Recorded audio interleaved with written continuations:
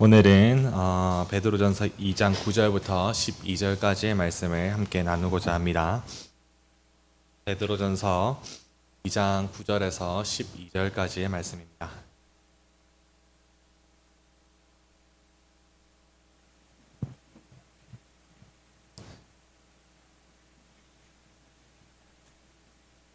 베드로전서 2장 9절에서 12절까지의 말씀, 쉬운 성경으로 저와 여러분이 한 절씩 교독하도록 하겠습니다. 9절 제가 먼저 읽겠습니다. 그러나 여러분은 하나님께서 선택하신 민족이며 왕의 제사장입니다. 또 거룩한 나라이며 하나님께서 홀로 다스리는 나라의 백성입니다. 하나님께서는 그분의 선하심을 선포하게 하시려고 여러분을 어두움 가운데서 불러내어 그의 놀라운 빛 가운데로 인도하셨습니다. 여러분이 전에는 하나님의 백성이 아니었지만 지금은 하나님의 백성입니다. 이전에는 은혜를 몰랐지만 지금은 은혜를 받고 누리고 있습니다. 사랑하는 여러분, 여러분은 이 세상에서 나그네와 같은 사람입니다. 그러므로 육신이 원하는 악한 일들을 멀리하시기 바랍니다. 이런 것은 영혼을 대적해 싸우는 것들입니다. 여러분 주위에는 믿지 않는 자들이 많이 있습니다. 그들은 여러분이 잘못 살고 있다고 말할지도 모릅니다. 그러므로 착하게 사십시오. 그들이 여러분의 선한 행동을 보고 그리스도께서 다시 오시는 날에 하나님께 영광을 올려드릴 것입니다. 아멘. 네, 오늘 베드로전서 2장 9절에서 12절을 나누려고 합니다. 제목은 생명의 틈을 내는 교회, 이렇게 좀 잡았는데요. 아마 기독교사 대회를 참여하신 분들이나 그 포스터를 보신 분들은 차용하셨나? 맞습니다. 거기서 차용해 온 것입니다. 생명의 틈을 내는 교회. 교회는 이 세상에서 생명의 틈을 내는 존재이지 않나 라는 생각을 말씀을 준비하면서 좀 하게 됐습니다. 이번 8월 6일 화요일부터 9일 금요일까지 천안백석대학교에서는 기독교사 대회가 있었죠. 전국에서 기독교사로 살아가기를 자처하는 1,100여 명이 모였던 수련회였습니다. 저는 100명, 150명이 넘어가는 수련회가 처음이었어요. 30 나이를 먹고 이렇게 큰 수련회는 사실 처음이었습니다. 다들 일사불란하게 움직이시고 기숙사 배정받는 것도 사실 처음이었어요. 저는 수련회를 했다 하면은 교회당에 그냥 장의자에서 같이 자고 아니면은 공터 만들어서 형제들 부둥켜 안고 자고 이런 수련회만 경험을 해봤는데 침대도 주고 에어컨도 나오더라고요. 너무 쾌적한 상태에서 수련회를 했습니다. 거기서 많은 도전을 받았습니다. 참 멋있는 분들, 소명을 붙들고 살아가시는 어른들이 이처럼 많구나. 그 소명을 따라 걸어가는 길이 쉽지 않음을 이제는 조금씩 옆에서 보면서 이만큼이었구나. 이 정도인가? 이 정도였구나. 이런 생각들을 좀 하곤 합니다. 그러니 그렇게 살아가는 어른들을 보면 굉장히 좀 도전이 되죠. 그리고 위로도 좀 많이 누리게 되었던 것 같습니다. 좋았던 것들이 참 많았는데요. 참여하면서 가장 저에게 불편한 마음을 안겨다 줬지만 제 마음 가운데 참 필요한 마음이다 생각했던 것 중에 하나가 선생님들의 말을 통해서 전해 듣는 무너진 교권의 현장을 그 교권의 현장의 처참함이 저한테는 굉장히 좀 마음에 지금도 깊이 좀 남아 됩니다. 배정받았던 방이 2인실이었어요. 수도권에 계시는 한 공립학교 선생님과 방을 함께 쓰게 되었습니다. 당연히 어색한 기류가 흐르겠다 생각을 하고 한껏 긴장을 하고 있었어요.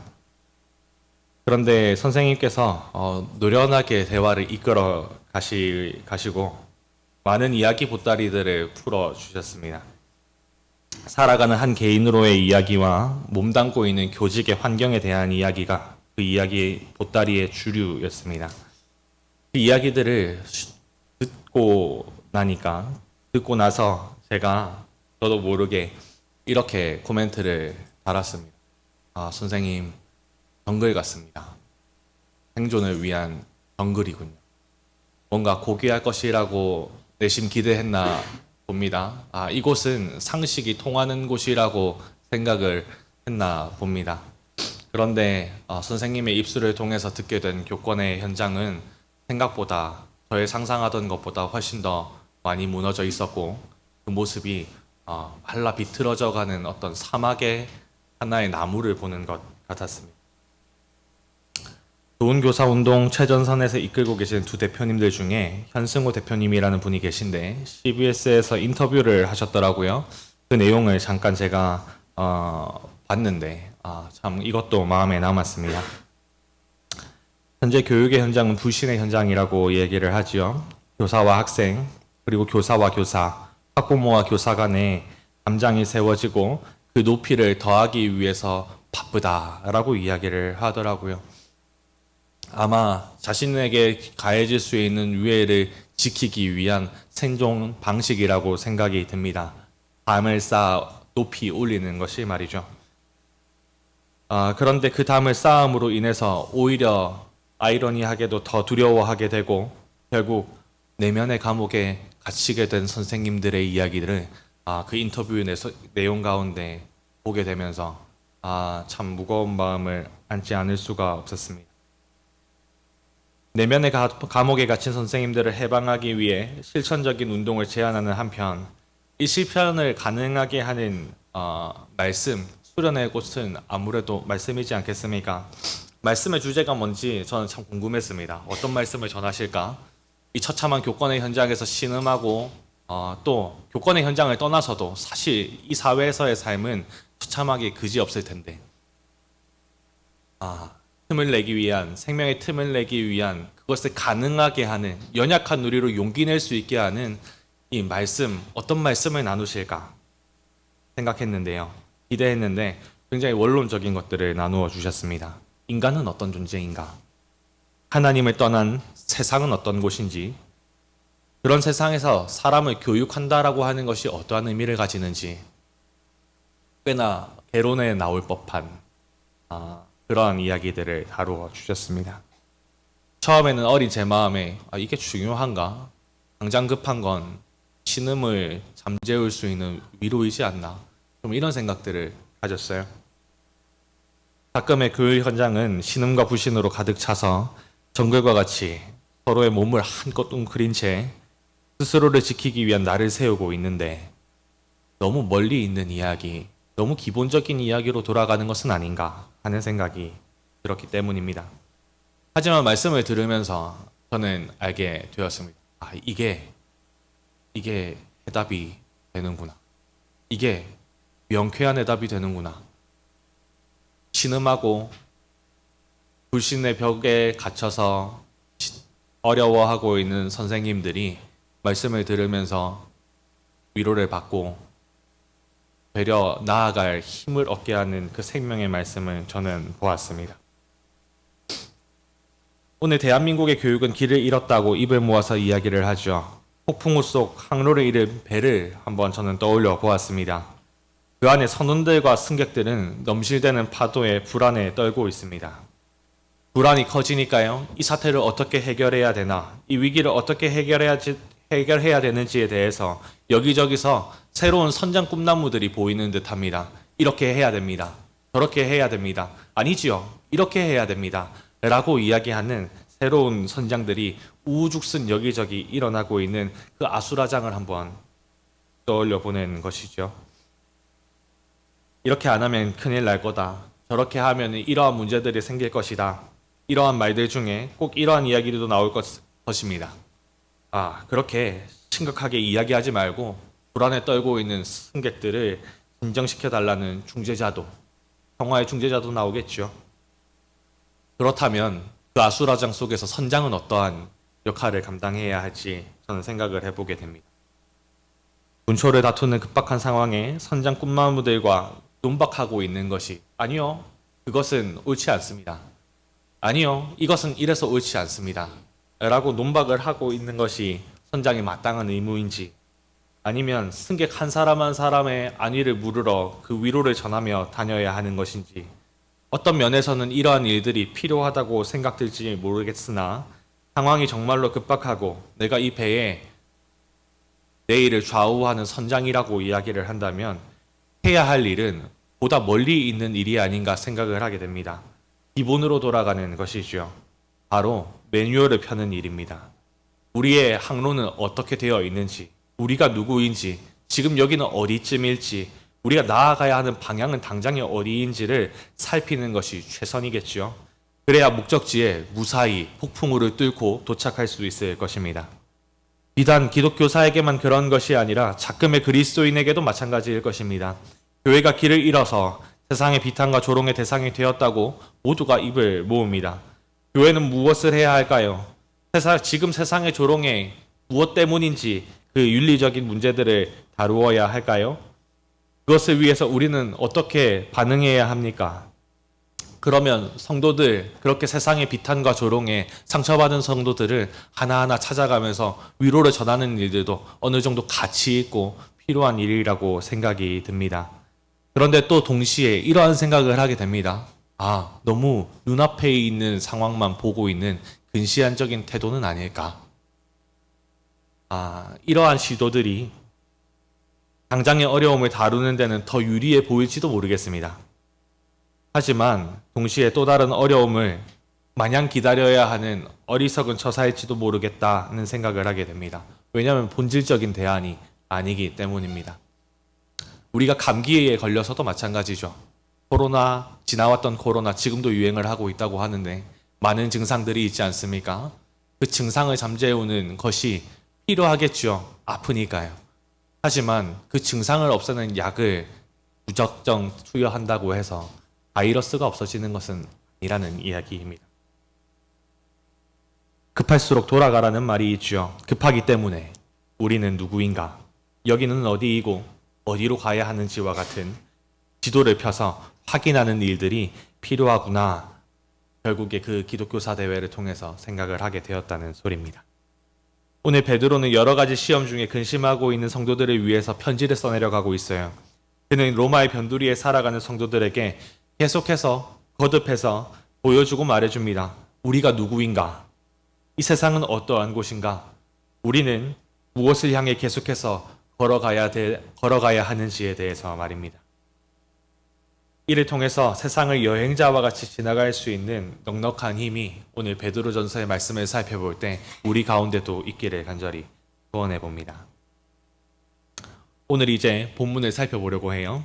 본문 9절부터 10절은 교회의 정체성과 사명을 잘 나타내 줍니다. 교회는 어떠한 존재인가, 어디를 향해 가는지 구약의 표현들을 통해서 잘 설명해 주고 있어요. 교회는 어떠한 존재인지 9절을 통해 살펴보면 이렇게 시작합니다. 그러나 여러분은 이러이러한 존재입니다. 그러나라고 하는 접속사를 통해서 우리가 유추할 수 있는 것이 무엇이죠? 교회가 앞선 맥락에서 제시되었던 존재와는 또 다른, 전혀 다른 존재다라고 하는 것을 유추할 수가 있겠죠. 그렇다면 우리가 앞선 문맥들을 살펴볼 필요가 있어 보입니다. 4절부터 7절, 앞선 문맥은요, 산돌이신 예수 그리스도를 버린 세상의 결말에 대해서 이야기해 줍니다. 그들은 인생이라고 하는 집을 세워가는 건축자로 하나님께서 모퉁이돌로 택한 예수 그리스도를 따라야 하는 순종의 대상으로 여기지 않고 오히려 쓸모없다 여겨서 예수 그리스도를 내다가 버렸습니다. 하나님께서는 그러한 인생들의 종착지가 8절에서 말하고 있는 것과 같이 걸려 넘어지게 하는 돌과 바위이신 예수 그리스도를 만나 심판받을 것을 말씀하셨습니다. 그에 이어서 그러나 여러분은 이라고 이야기를 하고 있는 것은 교회가 예수 그리스도를 쓸모없다 여겨 버린 세상의 행보와는 다른 존재임을, 또 그 걸음의 끝이 세상이 만날 멸망과 심판과는 다를 것을 내포하고 있는 것이겠죠. 그렇다면 교회는 어떠한 곳입니까? 교회는 세상이 내다버린 예수 그리스도를 가장 귀중히 여기는 공동체입니다. 인생이라는 집을 지어나가는 건축자로 살아갈 때에 예수 그리스도를 가장 믿고 의지할 만한 반석으로 여기는 공동체이지요. 이렇게 살아가면서, 그러한 믿음을 가지고 살아가면서 세상에서는 잠시 예수 그리스도의 이름 때문에 고난당하고 능욕받는 일이 있을지라도 6절의 말씀과 같이 주님을 의지하는 자는 결코 실망하지 않을 것이다 라는 명쾌한 장래를 알기 때문에 하루하루를 버텨내는 자들, 견뎌내는 자들이 교회의 정체성일 것입니다. 예수님께서 교회의 길에 본이 되어 주신 것처럼 고난을 통과해서 영광에 반드시 이를 자들이라고 지금 베드로는 아마 그러나 여러분은 이 부분을 피력하지 않았을까, 벅참을 안고 피력하지 않았을까 생각해 보는 것이죠. 이 이후에 이어지는 본문은요, 하나님께서 교회를 선택하신 민족, 그리고 왕의 제사장, 거룩한 나라, 하나님께서 홀로 다스리는 나라의 백성이라고 세 가지 정도를 가지고 교회의 정체성을 표현을 하고 있습니다. 차례대로 한번 살펴보려고 합니다. 첫 번째로 선택하신 민족의 의미를 살펴보시죠. 하나님께서 선택하신 민족. 민족이라고 하는 말은 보통 같은 기원을 가져서 묶여있는 집단, 같은 기원을 가지고 있는 집단을 이야기를 합니다. 대표적으로 구약의 이스라엘이 믿음의 조상 아브라함을 같은 조상으로 둔 민족이라고 얘기를 하죠. 하지만 지금 베드로의 편지를 받고 있는 교회는요, 유대인만 있는 것이 아닙니다. 그리고 혈통적으로 구약의 민족으로 묶였던 그 혈통적으로 유대인들만 있는 것이 아니라 아마 반수 이상이 이방인이지 않았을까, 보통 이렇게 성경학자들이 추론을 하는데 이렇게 섞여 있다라는 것이죠. 그런데 하나님께서는 교회를 덜어 민족이라고 이야기를 하나로 묶고 있는 것입니다. 그럼 도대체 이 사람들은, 이 교회는 무엇으로 묶여 있는 것입니까? 바로 예수 그리스도로 인하여 연결되고 하나로 묶여 있는 사람들, 예수 그리스도를 모퉁이 돌로 삼아 연결되어 세워지는 신령한 집, 교회를 얘기를 하는 거겠죠. 더 이상 출신이나 신분이나 능력으로 묶이는 것이 아니라 예수 그리스도의 이름으로, 이 예수 그리스도의 이름 아래서 차별 없이 서로를 형제, 자매로 받아들이는 이들을 한 민족이라고 이야기를 하고 있는 것입니다. 그리고 선택하신이라고 하는 단어도 한번 살펴볼 필요가 있어 보입니다. 선택하신이라는 단어가 베드로전서 당장의 이 성경 안에서 어떻게 사용되었는지 그 용례를 살펴보면 외적으로는 미약하게 흩어져 있는 듯합니다. 여러 시험을 당하는 교회를 1장 1절에서 하나님의 선택된 백성이다 라고 표현을 할 때 사용되었죠. 그리고 또 세상에서 버림받았던 예수 그리스도께서, 하나님께서는 그 누구보다도 귀한 존재로 택하셨다, 2장 4절에 나옵니다. 이러한 표현들에 사용되었습니다. 흥미롭게도 두 용례 모두 세상에서 받던 대우와는 전혀 다른 반전되는 모습을 나타낼 때 선택하신이라는 단어가 쓰여졌다는 것을 알 수가 있죠. 조금 더 이야기를 해보겠습니다. 하나님께서 선택하신 민족과 유사한 표현이 이사야 43장 20절에서도 등장합니다. 하나님께서는 이스라엘, 하나님의 나라를 나의 택한 족속이라고 선언합니다. 해당 문맥을 살펴보면요, 이스라엘이 바벨론에게 잡혀갈 것을 이야기합니다. 하지만 그로부터 하나님께서 건져주시고 회복시키시는 구원을 약속하시는 내용입니다. 그렇게 하나님께서 이스라엘 백성을 바벨론 땅에서부터 회복시키실 때, 가나안 땅으로 되돌이키시면서 회복시키실 때에 이 이스라엘에게 주신 역할이 있습니다. 이 역할이 무엇인지를 43장을 통해 살펴보면 뭐라고 얘기하냐면 하나님의 증인이다. 하나님이 유일한 구원자시고 하나님이 유일한 하나님이시다라는 사실에 대한 증인으로 너희들이 재판장에 서라 라고 요청을 하시는 대목이 그 문맥에 나와 있습니다. 앞선 내용을 계속 같이 정리를 해보자면요, 선택하신 민족은 혈통이나 문파나 신분으로 묶여있지 않고 예수 그리스도로 묶여있는 공동체를 이야기합니다. 이들은 비록 세상에서 비방과 멸시를 받기도 하죠. 악한 일을 도모하는 자라고 오해를 받기도 합니다. 하지만 그들은 반전되는 정체성을 가진 보배로운 사람들입니다. 그리스도인들은 하나님의 택함을 받아 썩어질 세상에서 건진받은 자들, 하나님의 구원을 누리는 자들이죠. 그리고 이제 더 나아가서 구원받은 사실에 그치지 않고 열방을 향해서 하나님께서 유일한 하나님이 되십니다. 하나님께서 우리의 유일한 구원자가 되신다 라고 하는 사실을 증거하는 사명을 맡은 자들임을 택하신 민족, 선택하신 민족이라는 단어를 통해서 우리가 의미를 도출할 수가 있습니다. 두 번째는 왕의 제사장이요 거룩한 나라의 의미를 살펴보려고 합니다. 해당 표현은 하나님께서 이스라엘과 언약을 맺는 출애굽기 19장에서 동일한 그리스어로 기록이 되어 있는 것을 살펴볼 수가 있는데요. 이 부분은 제가 좀 준비를 했는데 19장 4절부터 6절까지 같이 한번 좀 읽어보고 싶습니다. 혹시 있을까요? 없나요? 미안합니다. 죄송합니다. 이게 또 전달이 안 됐나 보네요. 주보를 보면은 같이 나와 있으니까요. 우리 같이 한 목소리로 읽어보도록 하겠습니다. 다 같이 4절부터 읽어보도록 하죠. 너희 모두는 내가 이집트 백성에게 한 일을 다 보았다. 그리고 독수리가 날개로 새끼들을 실어 나르듯 내가 너희를 어떻게 나에게 데리고 왔는가도 보았다. 그러므로 이제 내가 내 목소리를 듣고 내 언약을 지키면 너희는 모든 백성 중에서 나의 보물이 될 것이다. 온 땅의 백성이 다 내게 속하였지만 너희는 내게 제사장 나라와 거룩한 백성이 될 것이다. 너는 이 말을 이스라엘 백성에게 전하여라. 여기에 나오는 제사장 나라와 거룩한 백성이 이 히브리어를 헬라어로 번역해 놓은 70인경에는 베드로전서와 정확한 표현으로 되어 있습니다. 그러면 한번 질문해 볼 수가 있겠죠. 왜 70인경이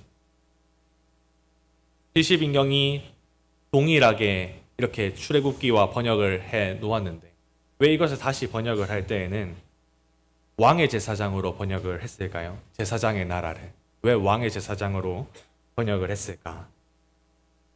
좀 질문이 들어서 저도 살펴보았습니다. 역사 자료를 좀 살펴보면요. 베드로전서의 수신자였던 갈라디아 갑바도니아 도기아 지역에는 당시 로마 황제의 실제 거처가 있었다라고 얘기를 합니다. 그리고 그 소아시아 아나톨리아의 35개의 도시가 로마 황제를 숭배하는 신전 관리인이라고 하는 칭호를 실제로 부여받고 그것을 그 칭호를 굉장히 자랑스럽게 여겼다라고 하는 역사적인 자료들을 좀 찾아볼 수가 있습니다. 평화와 안녕을 책임져주는 경배의 대상, 당시의 로마 황제를 신전 관리인인 제사장 역할을 했던 것이죠. 그 도시가. 그래서 아마 로마 황제와 그 해당 도시를 사이에서 중재해주고 연결시켜주는 제사장의 역할들을 감당했던 것으로 보입니다. 이에 반해서 그럼 교회는 왕의 제사장이라고 이야기하는 이유가 뭔가? 참된 왕은 로마의 황제가 아니라 우리 하나님이시다 라는 사실을 주장하기 위하여 그 왕의 거처, 집인 2장 서두에 나오는 신령한 집, 성도들을 덜어서 이 같은 세상의 대세와 로마를 따르려고 하는 이 같은 세상의 대세와 구별됨을 나타내기 위해 제사장 나라를 왕의 제사장이라고 일부러 다르게 번역하지 않았을까 그 의도를 조심스럽게 추측을 해 봅니다. 이러한 추측을 진위로 받아들이든 아니면 또 하나의 시도로 남겨놓든 상관없이 결국 교회가 제사장의 역할을 감당한다라고 하는 것은 이견이 없습니다.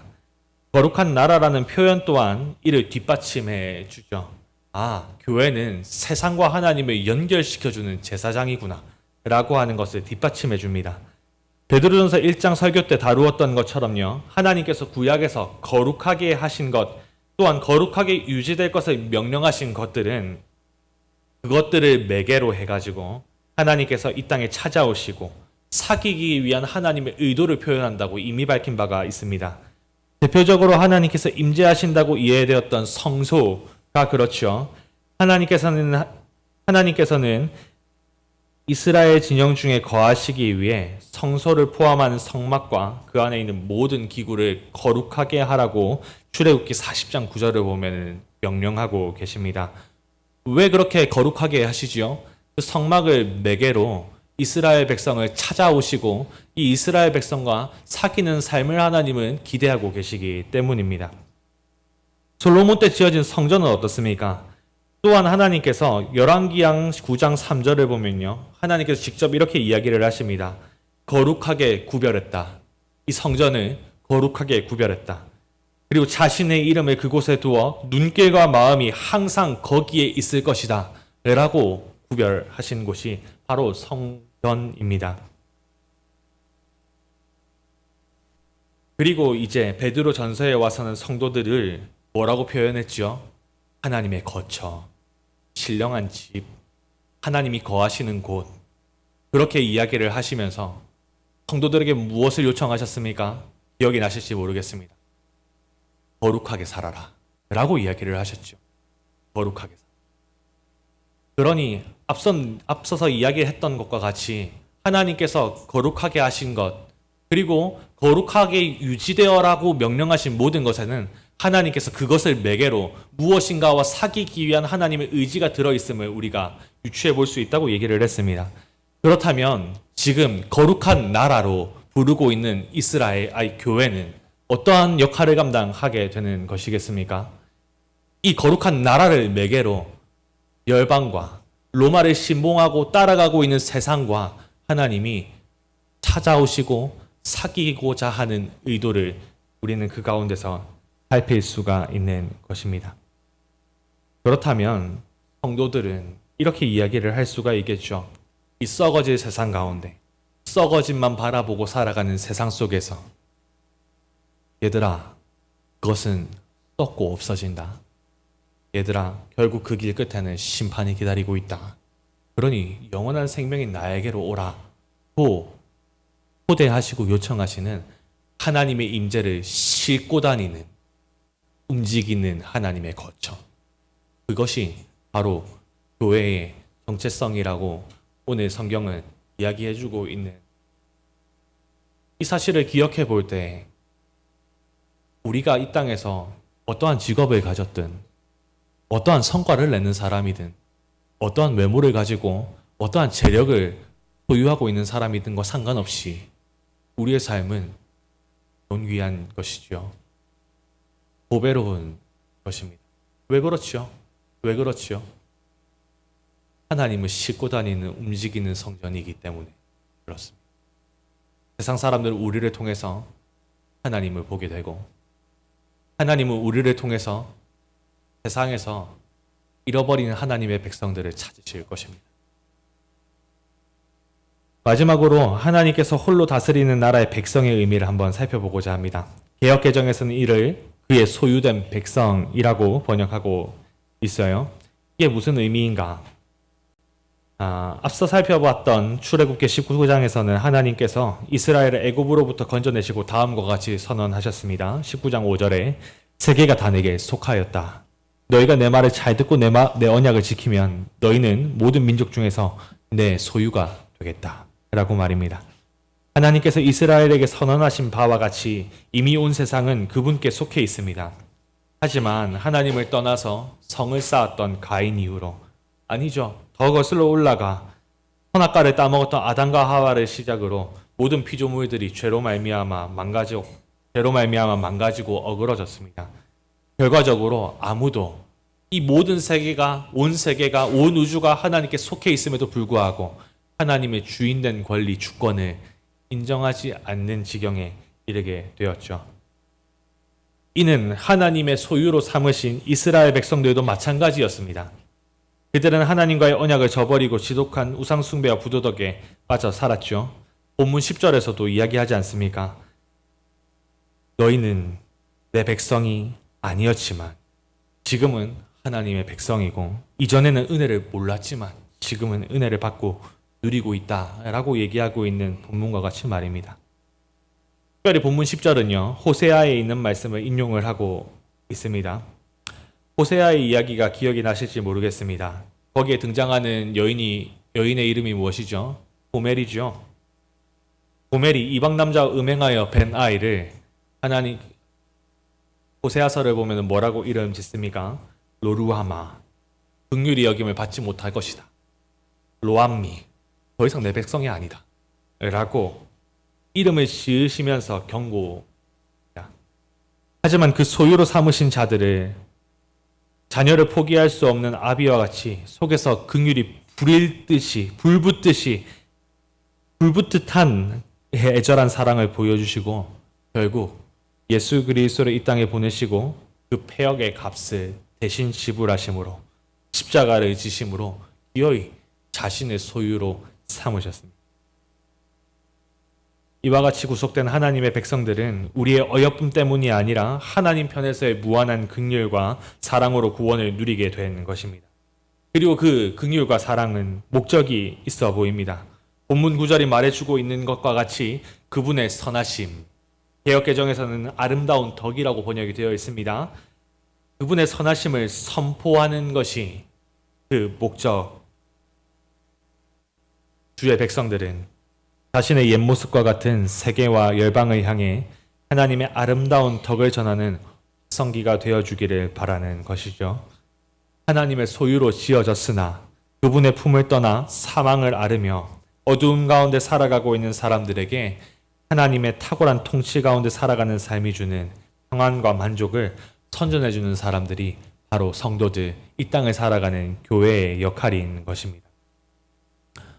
세상을 한번 기억해 보십시오. 로마의 그늘에 들어가기 위해서 모두 악독과 거짓됨, 위선과 비방으로 제 살 길을 차지하는 정글 같은 세상 속에서 그 얼마나 그 로마의 그늘이 좁습니까?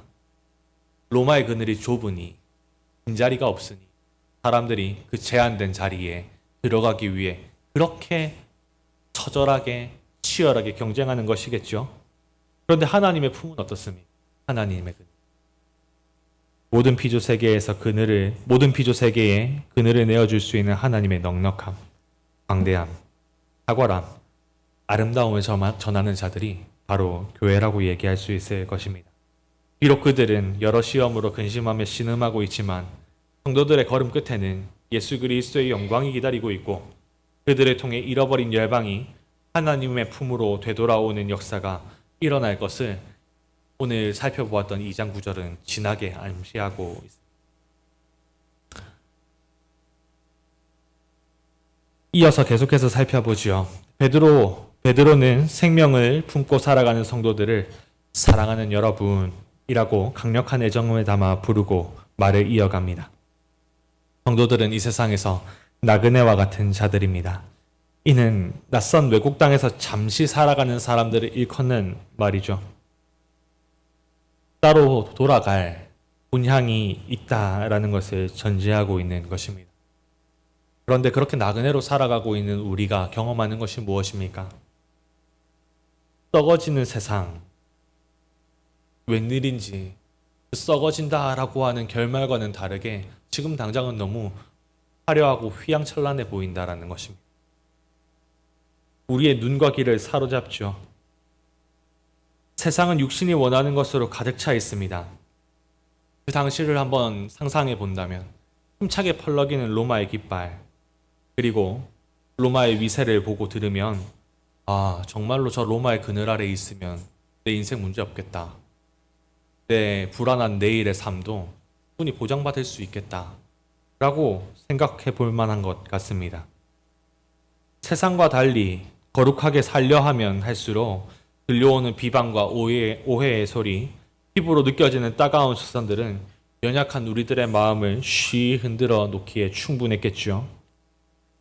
그러나 앞서 이야기했던 교회의 정체성과 사명으로 부르심을 근거로 베드로는 계속해서 강력하게 무엇을 요청하고 있냐면 분투할 것을 우리에게 요청합니다. 강력하게 요청을 하고 있습니다. 여러분, 싸워야 합니다. 라고 얘기하고 있는 것이죠. 그는 영혼을 대적해 싸우는 육신이 원하는 악한 일들을 멀리하라고 요청하죠. 현재형으로 기록되어 있는 것으로 봐서 지속적으로, 반복적으로 멀리하고 제어하라 라고 하는 의미일 것입니다. 우리 후세대 교회의 기도에도 그런 이야기들이 기도문들이 우리가 계속 기도하고 예배를 열었었죠. 세상의 즐거움을 조절하고. 그것이 아마 이 말씀이 이야기하는 바가 아니겠습니까? 여기서 육신과 영혼은 인간의 구성 요소를 말하려고 하는 것보다 속되고 타락한 것과 거룩하고 성결한 것을 의미하는 것으로 보여집니다. 그렇다면 이 말씀대로 우리는 생각해 봐야 되겠죠. 육신에 원하는 악한 육신이 원하는 것들이 우리의 거룩한 영혼과 더불어서 싸운다? 라고 한다면 우리들은 세상의 신봉하고 선전하는 가치가 정말로 우리의 영혼에 참되고 아름다운 것인지 분별해야 할 것입니다. 제가 생각나는 세상의 어떠한 선전하는 가치들을 한번 적어 보았습니다. 외모부 지상주의. 이제는 외모도 스펙의 하나다라고 이야기하는 것이 사실은 꽤 오래 지난 이야기가 되어버렸죠. 제가 학생일 때 들었던 이야기 말입니다. 그래서 우리 학생들은 다들 예뻐지는 것, 잘생겨지는 것, 주어진 얼굴은 어쩔 수 없으니 그런 몸이라도 꾸며보는 것, 그것이 지금 다음 세대가 열광하고 있는 가치이죠.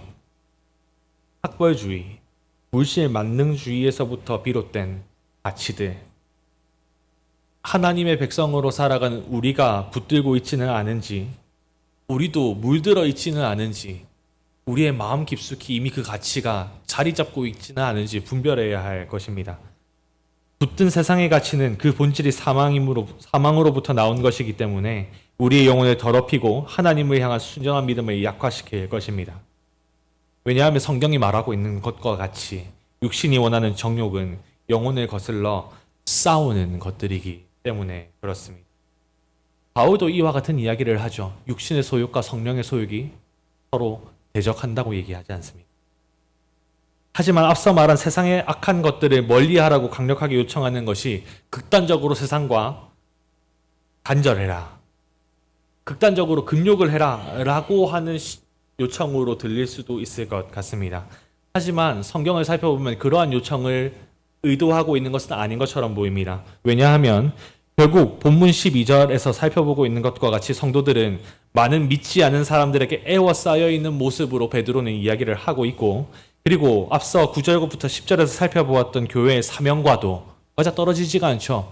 교회의 사명이 무엇인지 기억이 나십니까? 열방에게 하나님을 전하는, 하나님을 싣고 다니는 제사장의 역할을 감당하는 것이 교회의 사명임을 기억해 볼 때에 세상과 분리될 것을 요청하는 것은 극단적으로 구별될 것을, 떨어질 것을 요청하는 것은 아니구나 라고 하는 사실에는 도착할 수 있을 것 같습니다.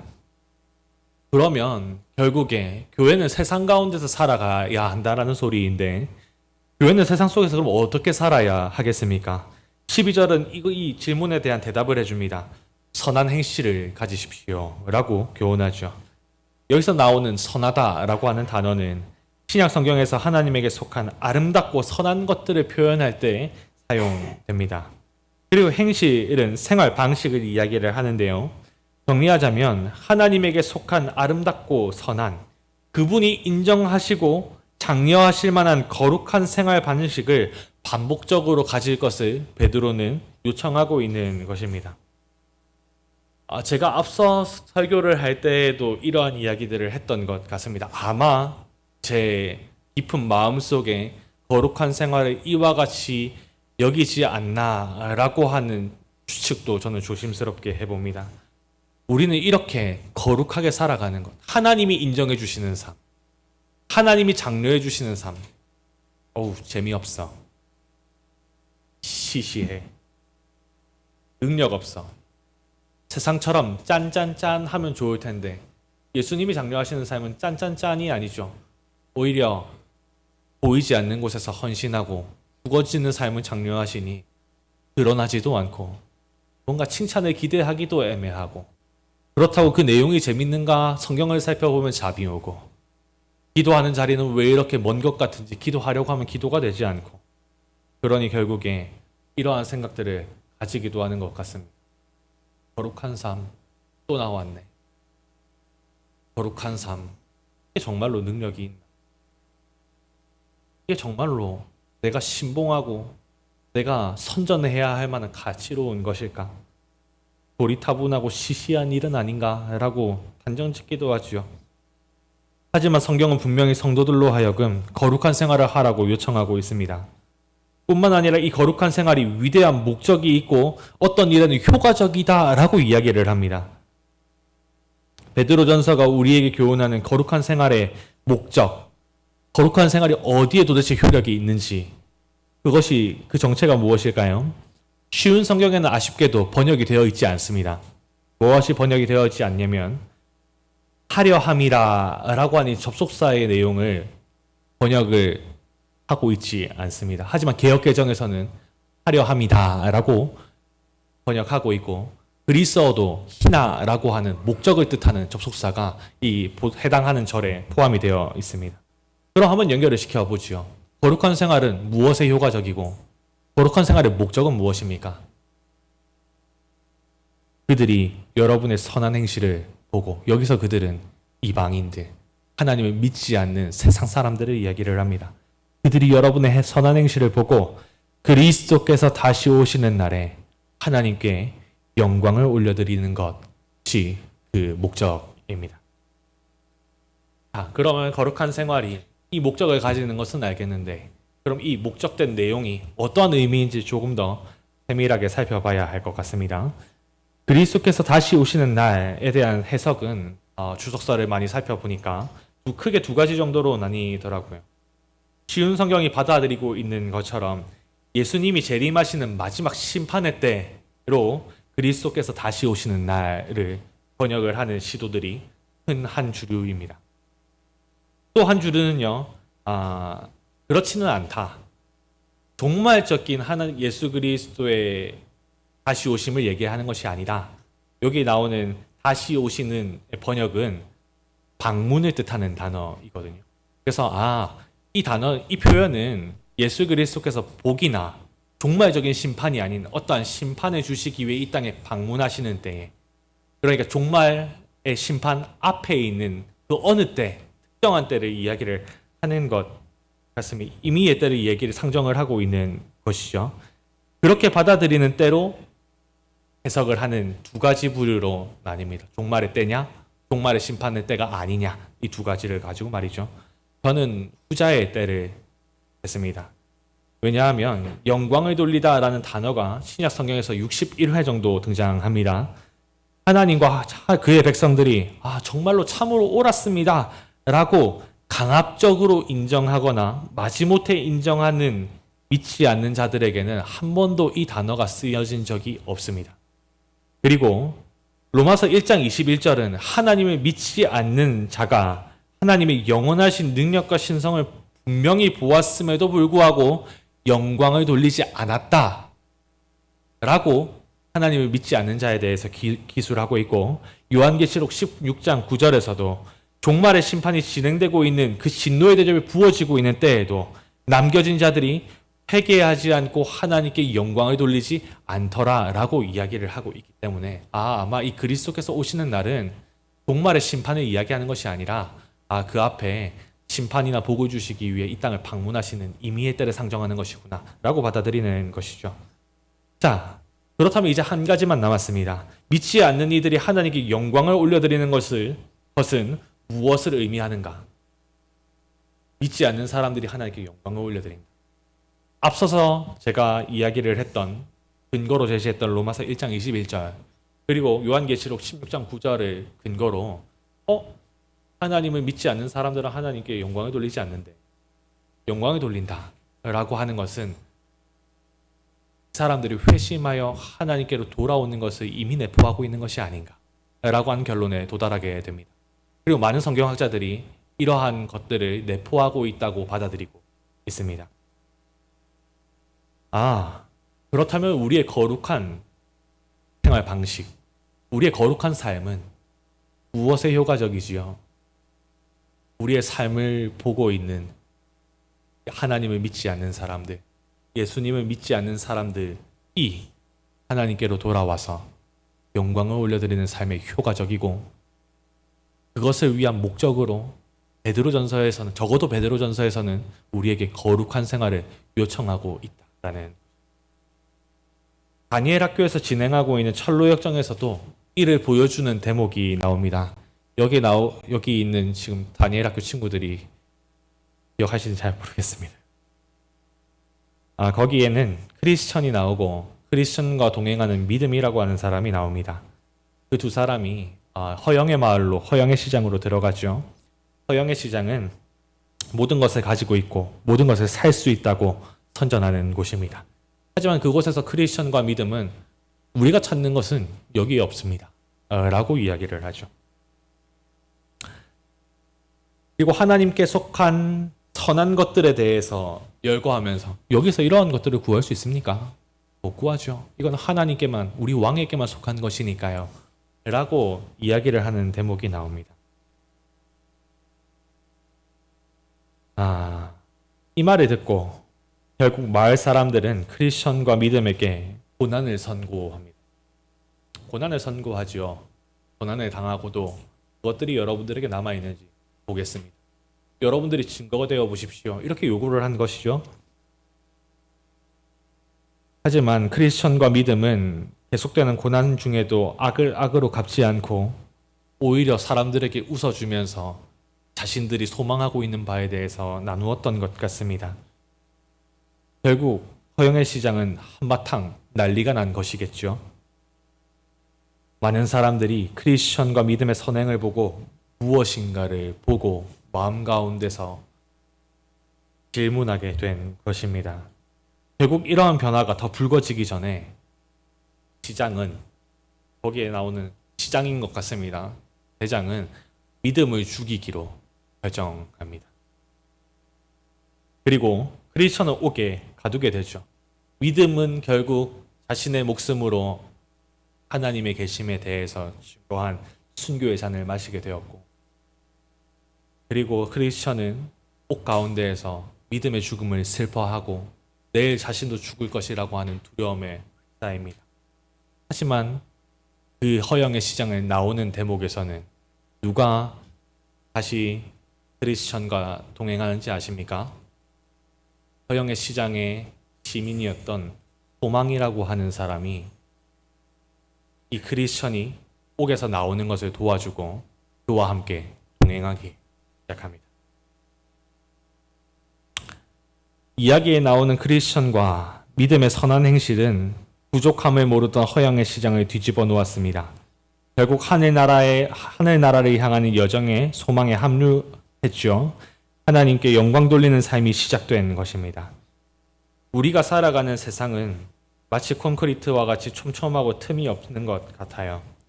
하지만 자그마한 틈이 생겨 그 안에 씨앗이 심기게 되면 생명의 꽃은 피어나겠지요. 성도의 삶은 하나님을 향해 굳어있는 마음에 생명의 틈을 내는 효과적이고 강력한 선교의 도구인 것입니다. 마치 예수 그리스도께서 우리를 구원하시기 위해서 자신의 육신을 내어주는 고난으로 생명의 틈을 얻으셨던 것처럼 말입니다. 이사야 53장 7절부터 11절은 예수님의 몸을 내어주심으로 우리의 마음에 틈을 낸 사건을 잘 이야기를 해주죠. 우리 다 같이 한번 좀 읽어보았으면 좋겠습니다. 7절부터 다 같이 한 목소리를 읽어보도록 하겠습니다. 그는 매를 맞고 고난을 당했으나 마치 도살장으로 끌려가는 어린 양과 같이 아무 말도 하지 않았다. 털을 깎이는 양과 같이 잠잠하고 입을 열지 않았다. 사람들이 정의를 짓밟고 그를 거칠게 끌고 갔다. 그가 살아있는 사람들의 땅에서 끊어졌으니 그 세대 사람들 가운데서 어느 누가 자기들의 죄 때문에 그가 죽임을 당했다고 생각하겠는가? 그는 악한 일을 한 적이 없으며 거짓말을 한 적이 없는데도 악한 사람들과 함께 묻혔으며 그의 무덤이 부자들 사이에 있었다. 그러나 그에게 상처를 입히고 고통을 준 것은 여호와의 뜻이었다. 여호와께서 그의 목숨을 죄를 씻는 제물인 속죄 제물로 삼으셨다. 그는 자기 자손을 볼 것이며 오래오래 살 것이다. 여호와께서 바라시는 뜻을 그가 이룰 것이다. 많은 고통을 겪은 뒤에 그는 고난의 결과를 보고 만족할 것이다. 내 의로운 종이 많은 사람을 의롭게 할 것이며 그들의 죄를 덜머질 것이다. 이제 설교를 정리하고자 합니다. 혹시 예수 그리스도를 따라가는 삶의 여정에 길을 잃으신 분 있으십니까? 그렇다면 우리가 시급하게 살펴야 할 것은 눈앞에 있는 일의 해결이 아니라 더 멀리에 있는 우리의 여정의 지도를 살피는 일이라고 생각이 듭니다. 우리는 누구입니까? 우리가 딛고 살아가는 세상은 어떠한 세상입니까? 우리는 어디를 향해 가야 합니까? 이것을 성경을 통해서 살펴야 하겠죠. 오늘 살펴본 말씀을 통해서 교회의 정체성과 사명, 실제적으로 해야 할 일에 대해 살펴본 일들이 우리의 여정에 힘을 더하여 주기를 간절히 소망해 봅니다. 우리의 여정의 걸음걸음을 통해 예수 그리스도가 보여주길 또한 소원합니다. 한 걸음 한 걸음 떼어내는 일이 결코 쉽지 않지만 고난을 통과해 영광에 이르는 이 길을 무사히 마쳤으면 좋겠습니다. 그리고 우리의 걸음에 고단함과 신음만 있는 것이 아니라 자랑스러움과 당시 여러 가지 시험으로 근심하고 있던 성도들이 누렸던 동일한 큰 기쁨이 우리 안에 있기를 소망해 봅니다. 우리의 본이 되신 예수 그리스도께서는 그의 고난을 통해 우리를 품에 안으셔서 그 고난의 열매를 흡족히 여기셨습니다. 그래서 히브리서 12장 2절엔 예수께서 그 앞에 있는 기쁨을 위하여 십자가를 참으사 부러움을 개의치 않으셨다고 말하며 이제는 영광의 하나님 우편에 앉아 계시다고 얘기하죠. 이 결말이, 이 예수 그리스도의 모습이 우리의 걸음의 결말이, 예수님께서 고난을 통해 우리를 얻으셨던 것처럼 우리의 고난도 같은 열매를 맺을 것이라고 한번 생각해 보십시오. 미약해 보이지만 그 안에는 생명이 있고 작은 몸부림 같으나 그를 통해 크신 하나님이 전해지는 성도의 삶은 위대한 삶이 아닐 수가 없습니다. 이 삶이 더욱 빛날 수 있도록 하나님의 말씀을 따라 거룩하게 살아가는 후세대 교회가 되기를 간절히 소망해 봅니다. 기독교사대회 주제였던 틈만 나면이 계속해서 기억이 나요. 책자 표지에 책상 사이에 있었던 작은 틈을 통해 바닥에 작은 틈은 좁은 틈을 통해 여러 틈들을 생명의 시작으로 삼아 자라나는 꽃들이 피어 있었고 그 꽃들 사이에서 웃고 있는 아이들의 얼굴들이 그려져 있었습니다. 그리고 그 수련회를 통해서 계속해서 지속적으로 선생님들에게 도전했던 내용은 선생님들 틈을 내어 주십시오. 틈을 내어 주십시오. 였어요. 그 틈들을 통해 하나님께서 이루어 가실 생명의 일을 고대하면서 말입니다. 교직이 현장이 아니더라도 우리의 삶은 하나님의 생명의 일을 펼치실 틈을 만드는 일을 감당하는 듯 합니다. 때로는 고난을 당하기도, 고난 중에서 신음하기도 하지만 자신을 내어주는 아픔을 하나님께서는 절대로 헛되이 땅에 떨어져서 썩게 내버려 두지 않으실 것입니다. 생명의 틈을 내라는 우리의 부르심을 잘 감당하는 사랑하는 교회가 되기를 간절히 소원합니다.